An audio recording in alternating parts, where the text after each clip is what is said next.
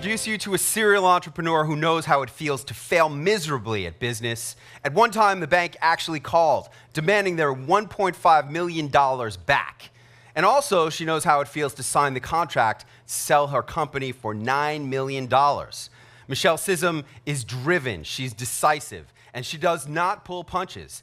Let's welcome to the stage the one and only Michele Sissom! I am so excited to be here at Harvard. As Clint said, I am a serial entrepreneur, and more than that, I am a proud third-generation entrepreneur who was born into a family that had kids to guarantee they had employees. When I was born, my family owned a grocery store, a mobile home park, a record service, a trucking company. If we thought we could make a dime, we did it. I learned how to build scalable, sellable companies. And in 2007, we sold our trucking company for $9 million, and my entire family retired for a little while. I was blessed to be able to learn all about business from the most amazing entrepreneur I ever met. He was my father, and he just taught me so much about business. June 26, 2014. I remember the day vividly because it was my birthday. My phone rang, and it was my mother. I was expecting the phone call. She was going to call because we were deciding where we were going for dinner. Instead, I heard these words. "Sissy, your dad's on the floor and I can't wake him."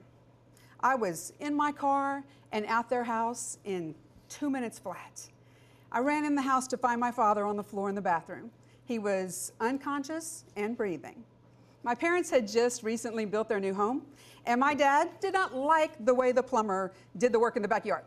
So he was digging it up with his tractor, and he had the whole backyard dug up. He jumps off his tractor, slips in the mud, falls, and hits his head. He goes inside, changes his clothes, has a sandwich, does what he did every day of his life. He left to go visit his 92-year-old mother. He came home and he said, "I have a headache and I'm going to lay down." So he did, and my mother left to go pick up my birthday present. When she returned, she found him on the floor. What we didn't know was that his brain was bleeding. By the time they got him to the hospital and stopped the blood, there was so much blood that it had moved his brain over 2 inches. Now, my daddy was not going to die on my birthday. And he didn't. He passed away the next day.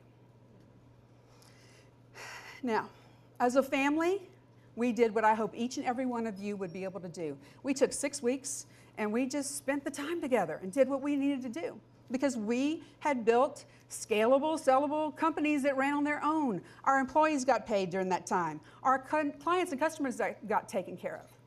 Now, as I was leaving the funeral home, after making the arrangements for my father, I turned the corner and there's a day spa. The woman who owned it passed away about 2 weeks before my father did. And as I turned the corner, what I saw were these big, heavy chains on the door and a for sale sign on the building. Because what she didn't do, she spent 25 years of her life and she didn't create a business that was scalable, sellable, and her kids didn't want it. It was gone, people. So think about that. Entrepreneurship is about freedom. It's about legacy. My dad's legacy still lives on to this day. I want to leave you with this one thought. It is your responsibility not to create a job for yourself. It is your responsibility to build a business that affords you the lifestyle that you deserve. And it is your responsibility to build your legacy.